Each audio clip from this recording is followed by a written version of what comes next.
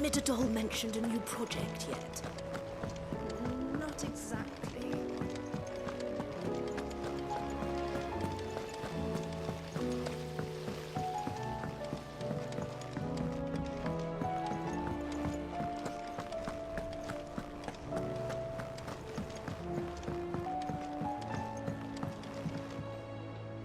Sid, I was wondering if you could help me. It depends what with. A bearer, but recently freed from his bonds, is keen to join the Curse Breakers. As you know, the work we do is not easy, which is why we test every volunteer's suitability. I was hoping you could oversee this one's evaluation. I don't mind, but why this one? Because he wants to be a scout. Our ranks are filled with men and women capable of breaking chains and putting slavers to the sword. But scouting, we're few with the nose for that, which is why we still rely so heavily on Gav. And since he accompanies you on so many of your missions, I thought you might be better placed to recognize the traits in him that we should look for in those who'd fill his boots. Sounds reasonable. So you're happy to oversee the boys' test, then? One can never have too many scouts. Truer words, Sid. I'll let the initiate know that you'll be attending his trial, and that he is to proceed directly to Northreach in readiness. No time like the present, eh? No time like the present. I'll await you there.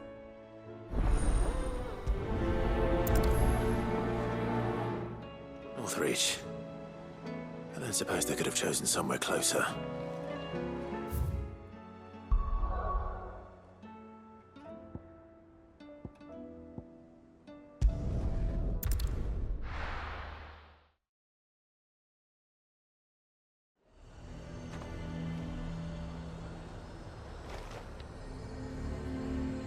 Lazare might at least have mentioned where in Northreach he'd be testing this recruit. I'm nervous. Is it all... Well met, Sid. This is the initiate. Ember, present yourself. At your service, Master. Please, just Sid. There are no masters here. Your life is your own. Oh, of course. Thank you, Sid. The sergeant says you'll be evaluating me at my trial. To become a scout, yes. You are aware of the dangers inherent in that role. I am. But I swore I'd face them. Just like the man who saved my life. And who would that be? Gav. It was him who found me and freed me. No magic, no support, just one man and his nose. Came and sniffed me out. It taught me what one man can do if he puts his mind to it. And I've been training ever since, so that one day I can be someone's saviour, just like Gav was mine. I'm sure he'd be flattered. You clearly have good intentions, Ember. And it sounds like you're under no illusions. Stick to this path and you'll make a fine curse breaker. So, what?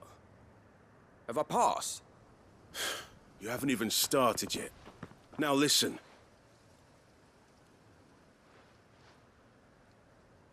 Not far from here is an Imperial lookout, Eastwatch.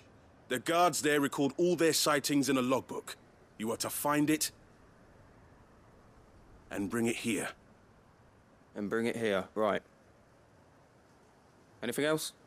No. Sneaking into a heavily guarded Imperial outpost and stealing the logbook would be quite sufficient. You'll need to assess the situation, determine a point of entry, create a distraction and effect an escape, all without being discovered and thrown into an Imperial oubliette. Ember, Gav isn't our best scout because he can do everything. It's essential that you know your limits.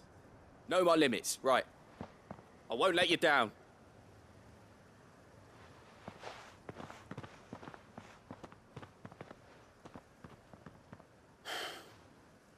It shouldn't be as dangerous as I made out. But keep a weather eye on him all the same, would you? On my way. All right, Ember. Impress me.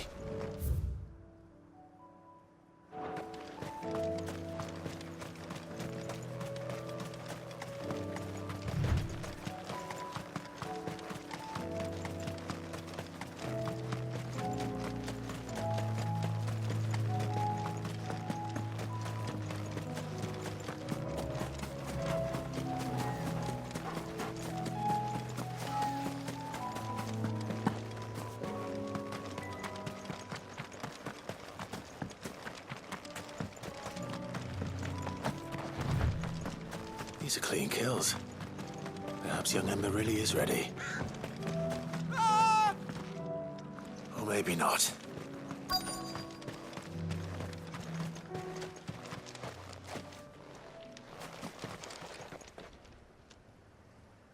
Damn it.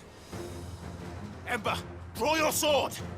I can't! Then run! If you want him, you'll have to go through me.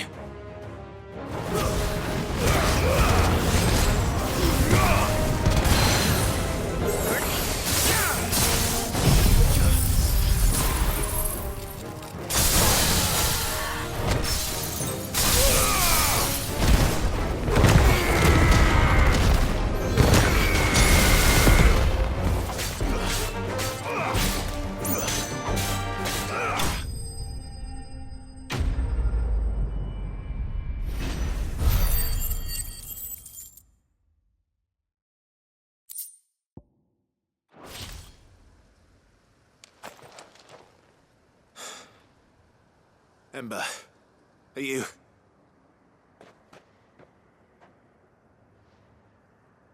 gone? Of course. Scouts really are a rare breed. Back to Northreach it is, then.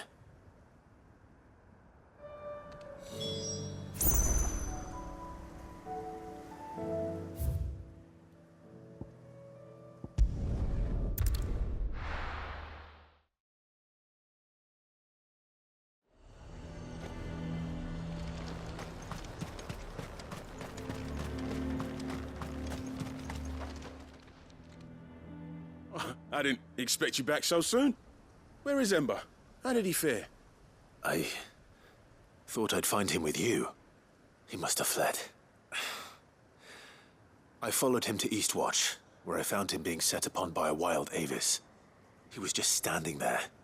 Didn't even draw his sword. I had to step in and take care of things. But by the time I had, he was nowhere to be seen. I assumed he'd set off in your direction, but apparently not. I'm sorry, Sid. I knew the boy had a nervous streak, but he seemed like... The right man for the job? I believe this is the logbook you tasked me with retrieving. Eh? How did you... Don't you tell me you breached the tower while Sid was busy saving your skin. What? Wasn't that what you asked me to do? To bring the thing back without getting caught? He has you then, his heir. And he did it all on his own. But Sid, he did what he thought was best. And now I have to decide whether I agree. Of course. We'll await your evaluation back at the hideaway. Don't you leave my sight. Yes, Sergeant.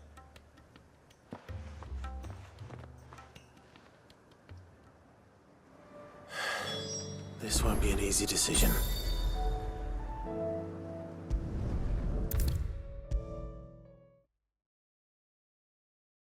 You should have seen him. The thing didn't stand a chance. Welcome back, Sid. Welcome back, Sid. Yes. Welcome back. Trip wasn't too much of a pain in the arse, I hope. Truth be told, it was me who suggested roping you in to help with the trial. But from what I hear, things didn't go quite as planned. No, they most certainly did not.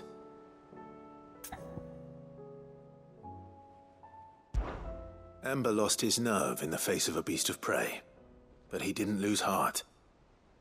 He pressed on, and he achieved his aim.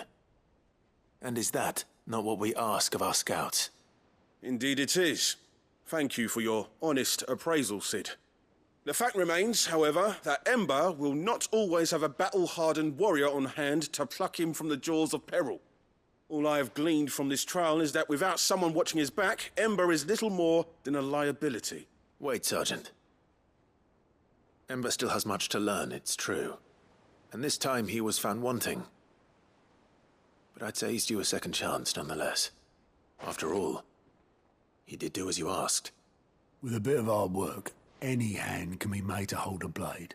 and any mind can conquer its fears. But a scout's nose is different. You've either got one, or you ain't. And by sniffing out that log, young Ember here has shown he has a conch and a half. Wouldn't do to waste it now, would it? Fine. One more chance. I'll do whatever you ask. I'll spend my days and nights in the pit if I have to. I'll show you. Just you wait. Daft as a brush, that one. But his heart's in the right place. Just like someone else we know. And if you ask me, we've been leaning on him for far too long. That time the curse breakers took some of the weight off his shoulders, I reckon. It couldn't hurt. Just don't tell Gav I said so, will you? I won't have him thinking he's been hard done by. Next thing you know, he'll be asking for a day off. Chance would be a fine thing. Back to work.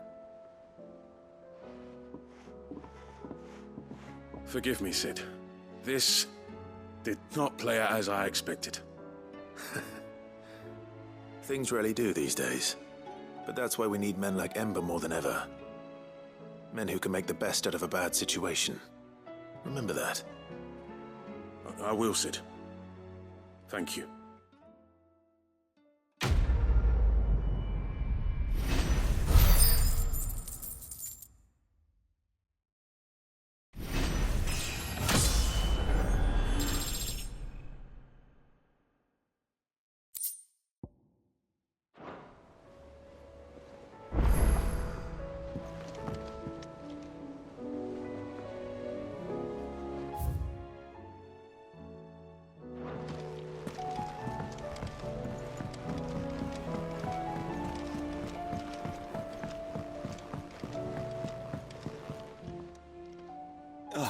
Clive.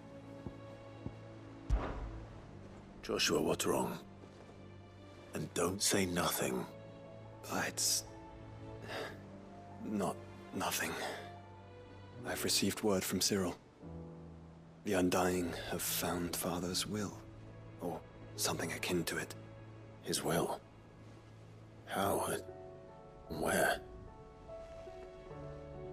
In the crypt beneath Rosalith Castle. After Kupka was kind enough to drive out the Imperials, the Undying took the opportunity to recover what relics of the Duchy yet remained. And in the process of doing so, they found a letter from Father. I'm surprised anything survived down there. Cyril asked that I join him in Tabor at my convenience. I have been meaning to go, but... would you join me? Of course. I want to know what's in that letter as much as you do. Very well. I am ready to leave when you are.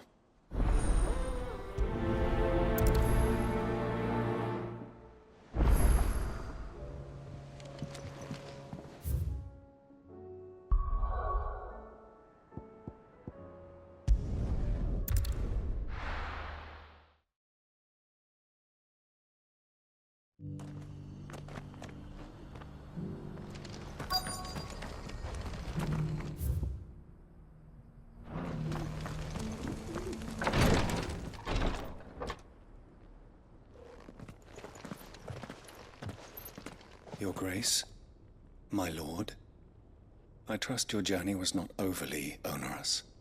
Cyril, you found a letter from Father. Yes, I have it here.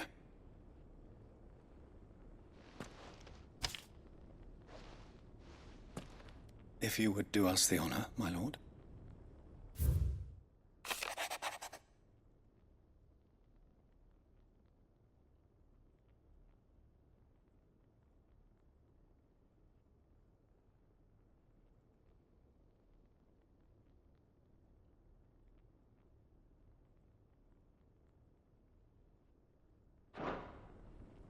An inheritance.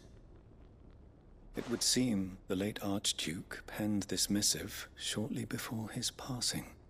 The day before we left for Phoenix Gate. What are these plans he spoke of?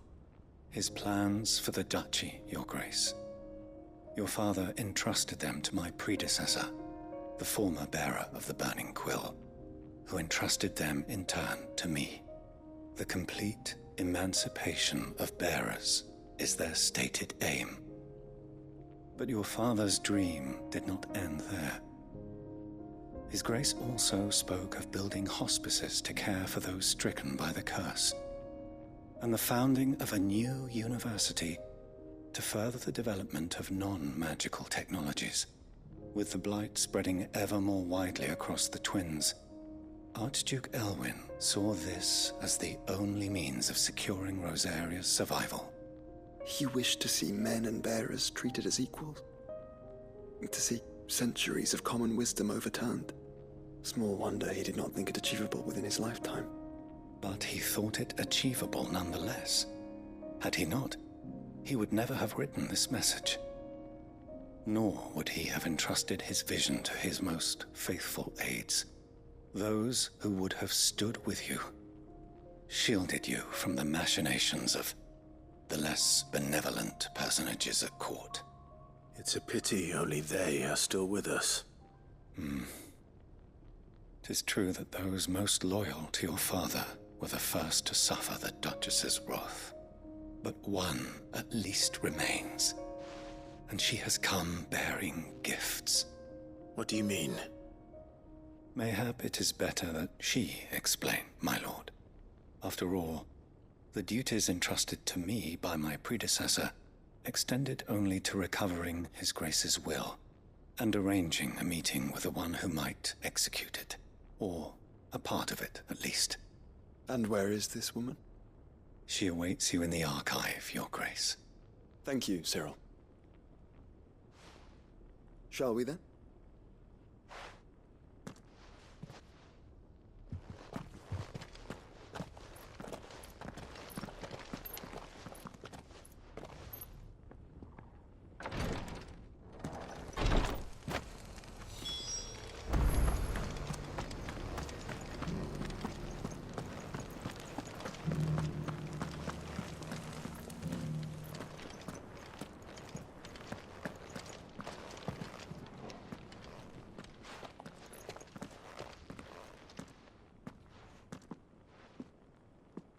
My lord, Your Grace. I hardly recognize you. I am Goditha, retainer of House Rosfield, loyal servant to the Phoenix and his shields. Your father, the Archduke Elwyn, entrusted me with the delivery of a gift. I only hope you can forgive my tardiness in bringing it to you. Lift up your head, Lady Goditha. You have our gratitude for your service to our house and to our father. I merely did my duty, as any proud Rosarian would. My lady, perhaps you could explain a little more? What exactly is the gift you bring? As I'm sure you know, it has long been the custom for the children of House Rosfield to be presented with certain keepsakes upon their coming of age. Indeed it has. Our father often spoke of the day when our turn would come. And had he lived to see it, he would have presented you with the treasures I bear. Matching armbands for you both. Alas, he did not live. Indeed, he was taken from us even before they could be completed. He had intended to claim the Heartstone with which each armband was to be finished himself, but it was not to be. And his gifts remain incomplete. I see. It saddens me to bring them before you, as they are. It was your father's wish that you be presented with the finished articles, not these works in progress. But with His Grace long since gone, and the stone left unclaimed, I had little choice. You are grown men now, and his house is yours. And while I would not presume to insist upon your claiming the Heartstone in his stead, I know that nothing would have pleased him more than for you to do so. Thank you, Lady Goditha. What say you, Clive? What else? Of course, my lady. May our father's will be done. Oh, I am much obliged. Do you know where we might find this Heartstone, my lady? I do. Though it may be a matter of a good deal more than simply happening upon it. It is found in the bellies of elder griffins, you see. We do at least know where to find one. A certain specimen has made its nest in Titan's Wake, not far from here. A certain specimen? You are most perceptive, Your Grace. In answer to your unspoken question, yes. In fact, this is the very same beast your father meant to slay. I have been tracking its movements since you were but a boy. Were you to slay it in his stead, as men of House Rosfield, it would surely make your father proud. What say you, Joshua? What else?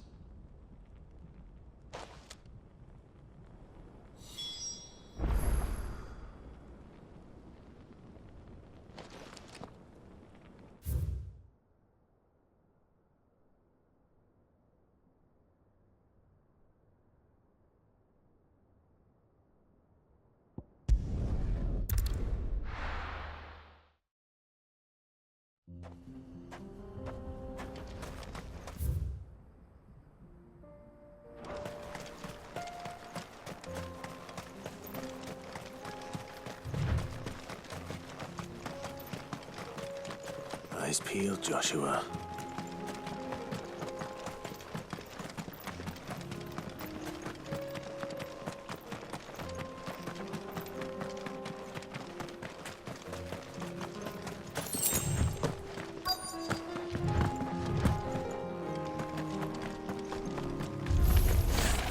There it is! For House Rosfield.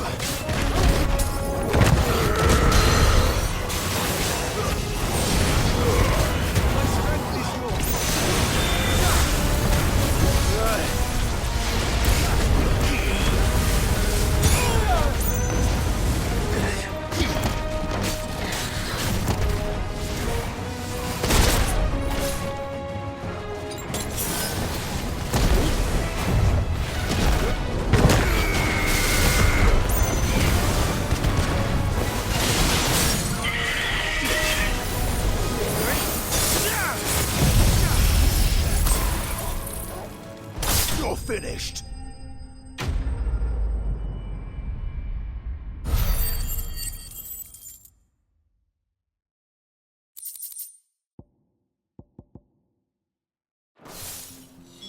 Is this the Heartstone? I expect Lady Goditha will know.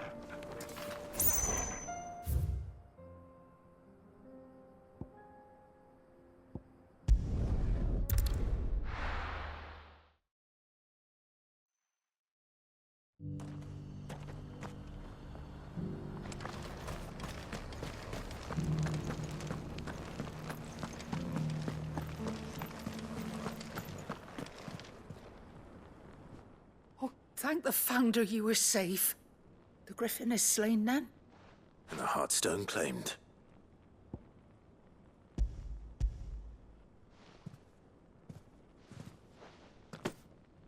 Yes.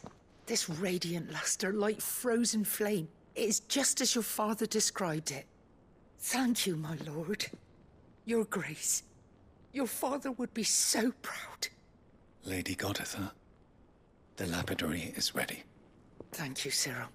I will be with him shortly. If you would excuse me, I shall have the stone cut and set forthwith.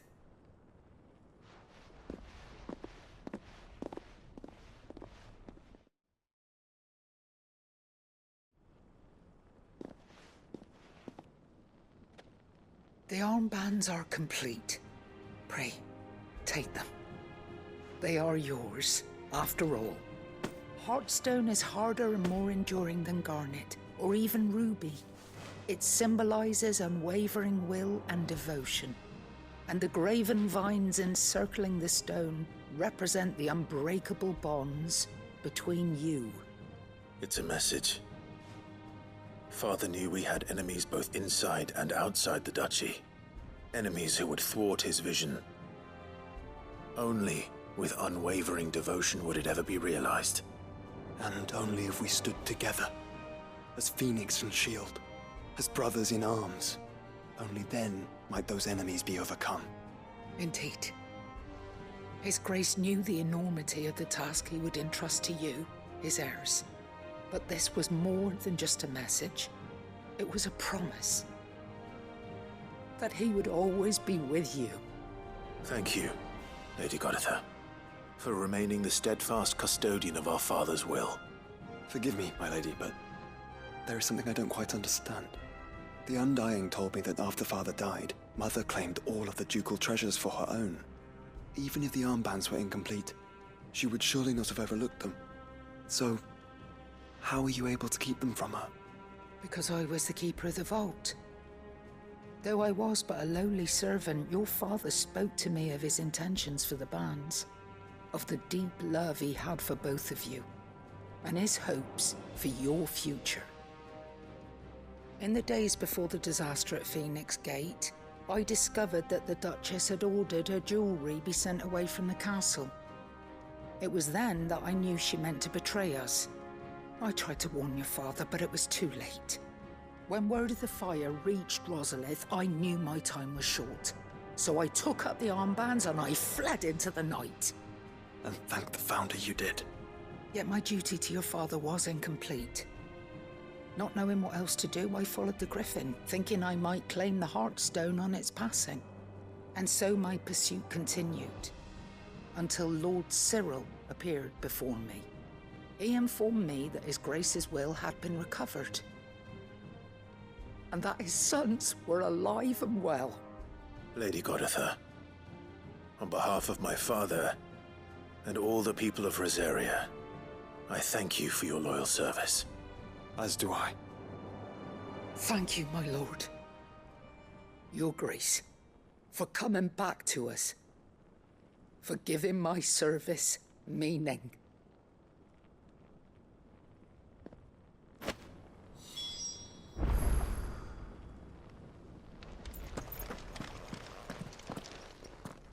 The bands suit you well. It must be gratifying to finally receive the inheritance that was denied you for so long. It is. And we thank you for the part you played, Cyril. If you would permit me to play my part a little longer, might I suggest that you make your way to your father's memorial atop Hawk's Cry Cliff? Let him see that you have received his blessing, and that his vision lives on in you. I suppose it would be churlish not to. What do you say, Clive? Should we pay Father a visit? I think we should. I was hoping to be able to offer him my thanks before we left for Origin. Your father's helm is enshrined there. It has been since the day we recovered it from Phoenix Gate. I prithee claim it, for it too is a part of your inheritance, and I do not doubt that your father would prefer it in your hands than perched upon some lonely rock. Thank you, Cyril.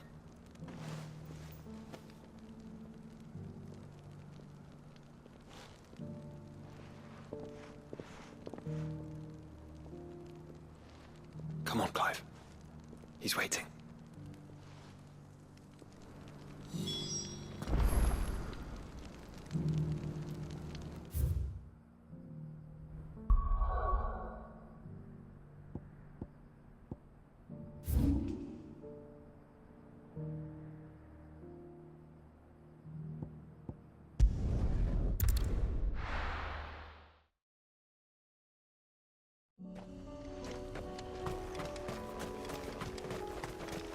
unwavering will and an unbreakable bond.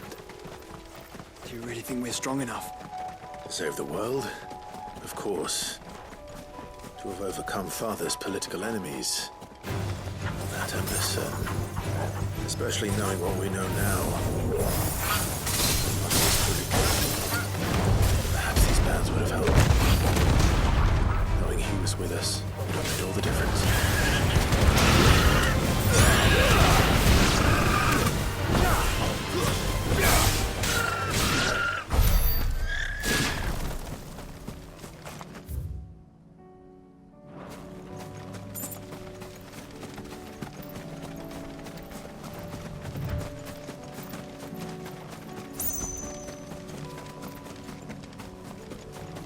It's just back there.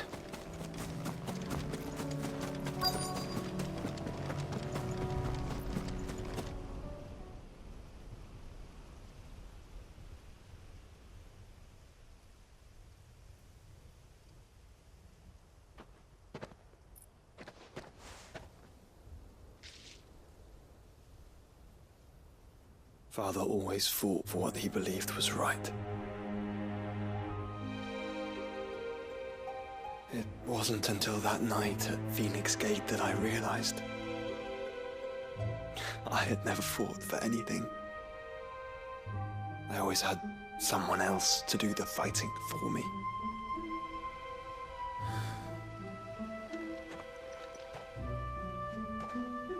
No matter how fate conspired against him, he never lost heart, never looked back, never stopped fighting. To me, he was the greatest of men. And I've been trying to live up to his ideals ever since.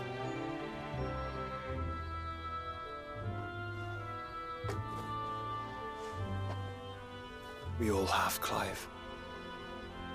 We all have. And we'll keep trying. Because that's what he would have wanted. What he would have done himself. Even if it meant standing against the very gods in the heavens. I shall be borrowing this, Father, if I may. That you might watch over us as we follow in your footsteps.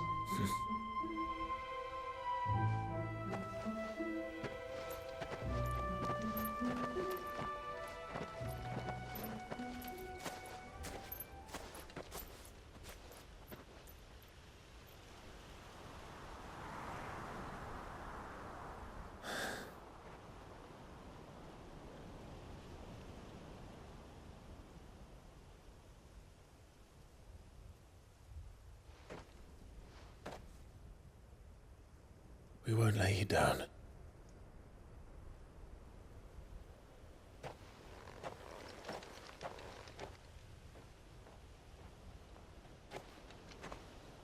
Onward then.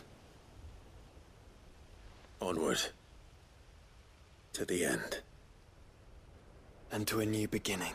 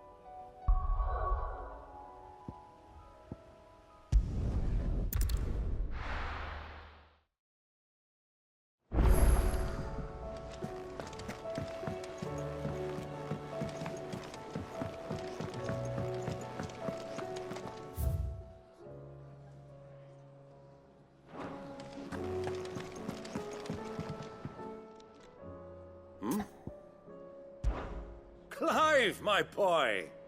Rutherford informs me that we owe you our thanks. Hadn't intended for you to get involved, but such are the times we live in, huh? I would have done the same for anyone else. You're far too modest, Clive. You'd make a terrible nobleman. But tell me, is the realm truly in as dire a state as Rutherford suggests? From what little I saw, you were right to be worried. I suppose I should have expected the worst. But I was rather hoping the great and good of the realm might have things a little more under control. Alas, it seems that firm leadership is in short supply these days, and without it, the people are bound to lose their way. We must move quickly. But where do we start? True, the challenges that face us are many. But in my estimation, there are two key areas to be addressed before any other.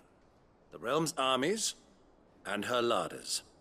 As you've seen firsthand, it's every man and woman for themselves out there. Certain cities have banded together to try and maintain some semblance of order, yes? But such cases are few and far between. And yet, the only remedy for the chaos that faces us is unity. A unity that transcends even the borders laid down by our ancestors. In short, if Storm does not stand together, she will fall apart. But how would one even begin to unite the realm? The armies, my boy. As I told you already, we begin by restoring order among the ranks of those sworn to maintain it. Sadly, I doubt I could convince even the lowliest gaggle of privates to dig a latrine together. But I do know someone the High Commanders have been known to listen to on occasion. Field Marshal Eugen Havel. I thought he was retired. He was, until an Akashic army tore through Randalar and killed most of the rank and file. There is no man alive more capable. Literally. And as luck would have it, I've already spoken with him on the matter. Of course you have. And he's agreed to help. On one condition. That he first speaks with you personally. Havel has always been a man of frustratingly rigid principle, and he has certain qualms about clasping arms with, well, with an outlaw. I extolled your many virtues as best I could, of course, but the old goat was adamant that he be allowed to appraise you in person. You don't mind, do you, my boy? Of course not. As long as chaos reigns, we will never build a better world. I'll do whatever it takes. And if the Field Marshal wishes to speak with me in person, then so be it. That's the spirit. I'll leave for Randalar at once. Would you send a Stolas? Of course. Rutherford is already in the Dalmekian capital. I'll have him tell Havel to expect you forthwith. Excellent. Thank you, Uncle. No, thank you, Clive.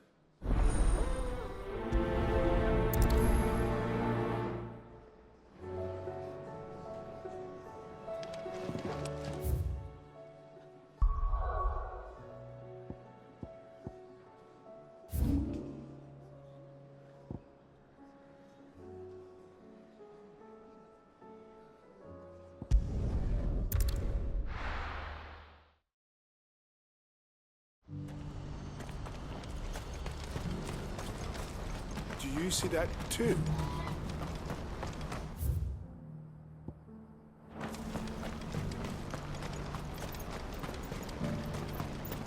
Papa? What is it? Oh, please. Just make it stop. I'm scared.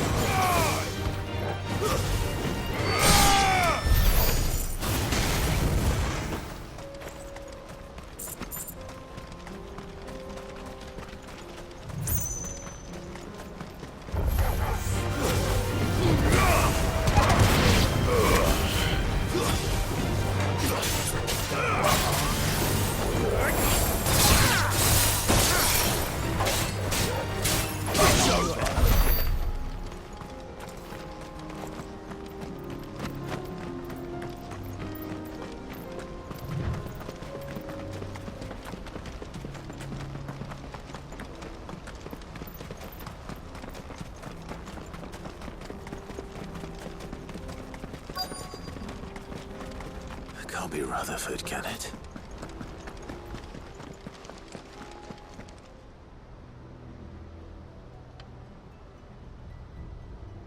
Turncoats and cowards, the lot of you! If it's a fight you want, it's a fight you shall have! Allow me. I don't need your... Please, Field Marshal, oblige him. This won't take long. You're right. It won't. Men, finish him.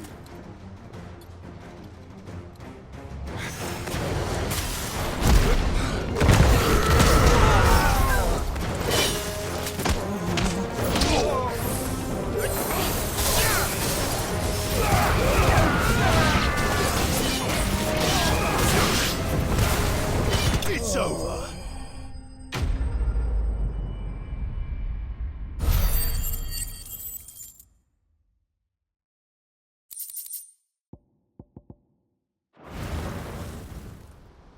A little longer than I'd have liked.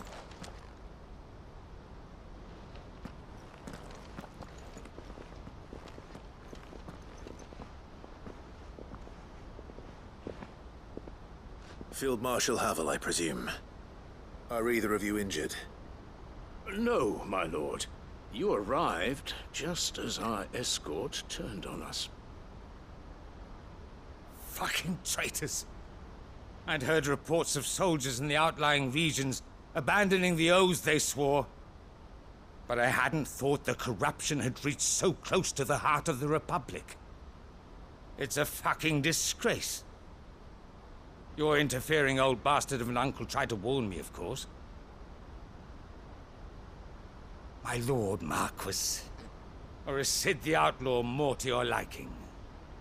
Call me what you want. It doesn't change who I am, or the urgency of the message I bring.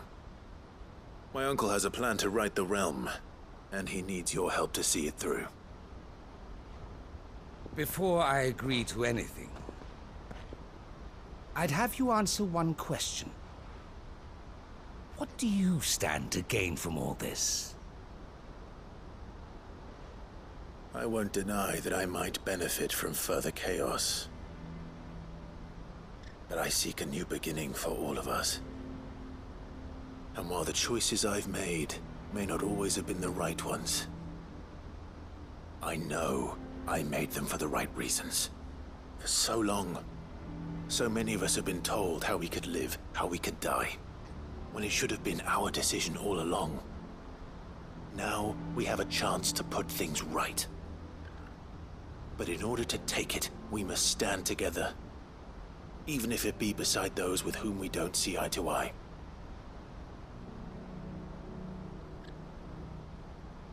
Certainly not the words I expected from an outlaw. But perhaps your uncle was right. You are no ordinary outlaw. I'll never hear the end of this. All right. I'll start by ordering my most trusted guard to bring the Dhalmekian fringes under control.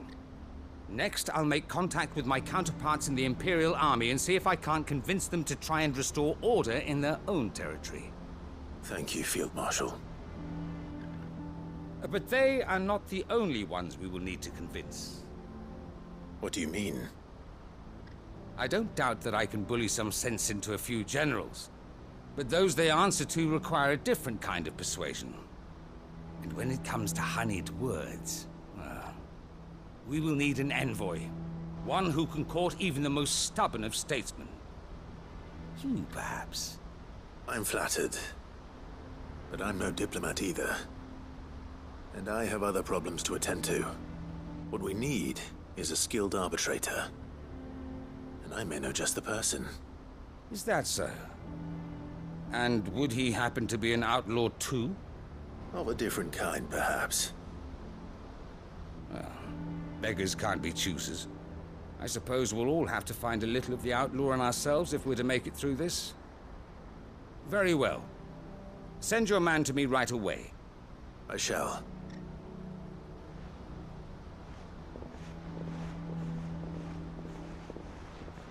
My Lord Marquis.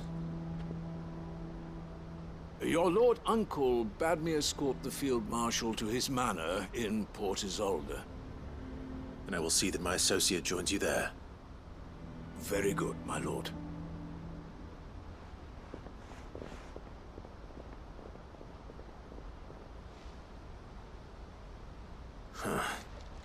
An envoy. I'm not sure I'm the man to talk anyone round. I can barely convince my brother to take his medicine. No. This is a job for someone with experience. Someone like Quentin. I hope I can convince him at least.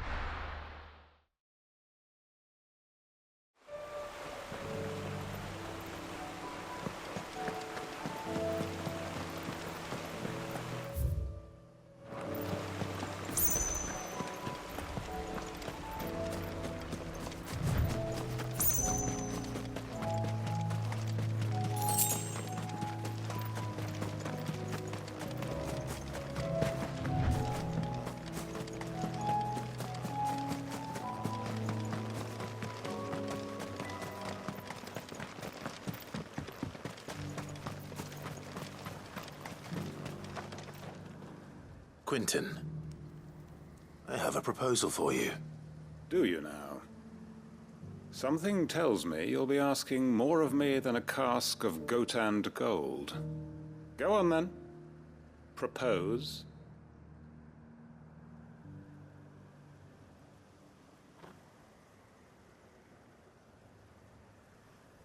You'd have me convince the chiefs and chamberlains of the realm that they should simply swallow their pride and do the one thing that has proved impossible for thousands of years. Was there anything else? Perhaps I can fetch you a meat pie as well. I know it's a lot to ask, but I can think of none better suited to the role. And you'd have me give up what little I have left to do it. I told you, Clive. The people of Lostwing are my family, and I cannot abandon them. You'll have to find someone else. I'm sorry to hear that. So am I. And why might that be? What he's asking. How's it any different to what you've done so far? They want you to speak for those who can't speak for themselves. That's what you do best. If it's the vineyard you're worried about, we'll see that the grapes are picked and the tons filled. You know we will. It's not that. Then what is it?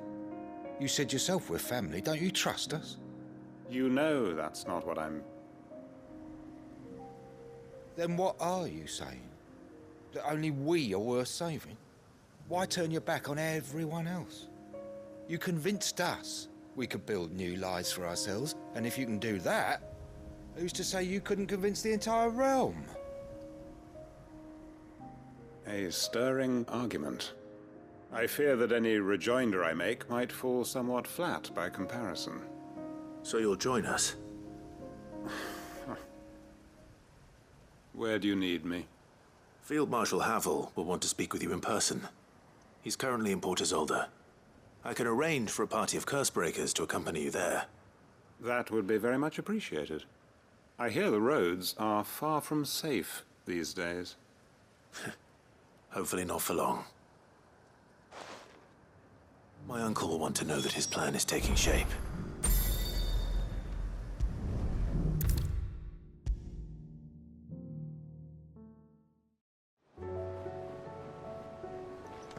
Uncle, I bring good news. The Field Marshal has agreed to your plan. Ha! Of course he has. I didn't doubt you for a moment, dear boy. Rutherford is accompanying him back to your manor in Port Isolde as we speak. They will await your return there. As will one other. One other? Who, exactly? Lord Havel was concerned that even if he could get the realm's armies to agree to an accord, he might not be as successful in convincing those with political power. He asked if I might have a solution, and I suggested a certain Imperial Lord Magistrate turned Liberator. One of your co-conspirators? Master Quinton would probably call me one of his. But yes. Another outlaw, then. Just the thing we need to put these rotten politicos in their places. Good thinking, Clive. I'm glad you approve. The more the merrier, eh? Uncle, assuming Havel and Quinton can solve our problem with the armies, you still haven't mentioned how we might manage the grain shortages.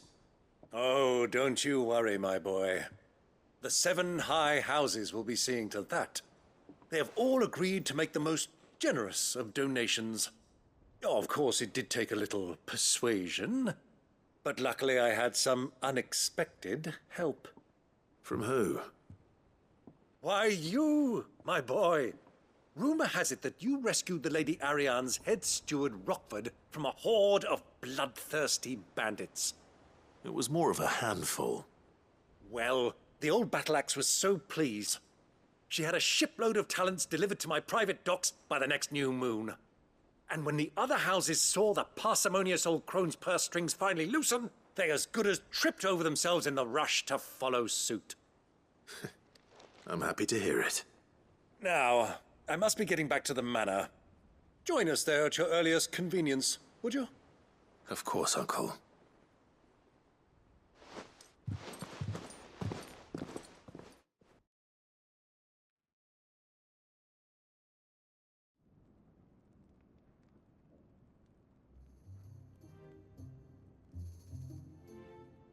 And how, pray tell, will we get that grain to the capital if the roads are still overrun with akashic? You find another bloody road. I only have so many men, and I'm not about to send them headlong into an ether flood. That is, unless you'd have them turn as well. Well, I'd certainly eat less. Says the man with a belly bigger than a band of curls. My soldiers actually need their rations. Without any food to keep them going, they'll be dead even before you've sent them on your fool's errand. If I may, gentlemen, perhaps I might suggest an alternative approach. Though supply routes are indeed disrupted, there is no shortage of ships. Indeed, they bob away in every bay from here to Randalar, awaiting a safe haven.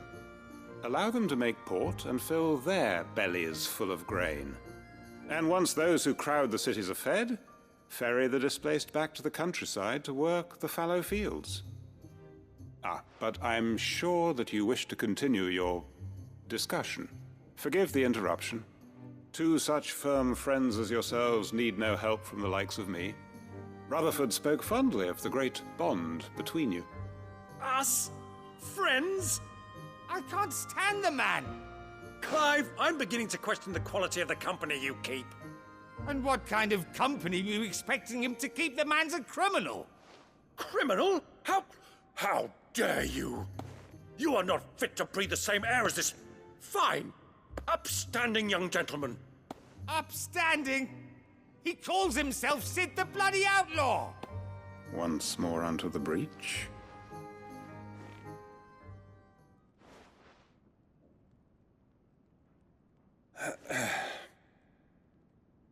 Shall we begin again? What we seek here is not to create a new nation, nor to claim the thrones of those that already exist. We wish simply to bring stability to the realm that mankind might weather the current storm. And to do that, we must convince those in power, the generals, the statesmen, the nobles, that our cause is just. There will be disagreements, yes, and I imagine some resistance, much resistance. But we cannot let that deter us. If we show them the path, show them that we walk it ourselves, then I am confident they will follow. The fate of the world lies in my nephew's hands, but the well-being of her people lies in ours. And we must not squander the chance that Clive has given us. Uncle Byron, Now, with that settled, let's move on to the signing of the Accord. For what great moment in history hasn't been accompanied by a little ceremony?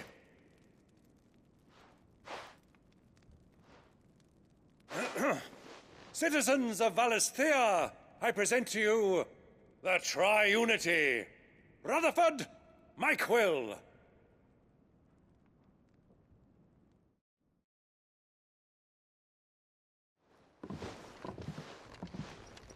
Well, my boy, the stage is set.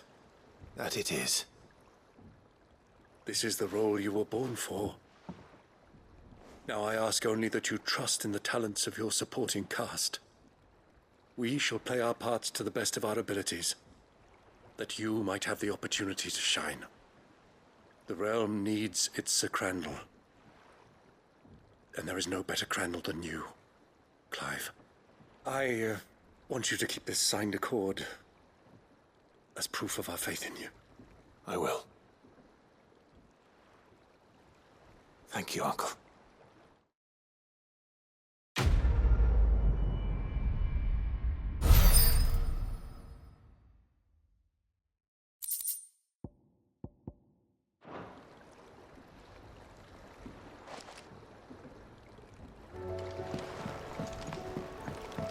What do you think?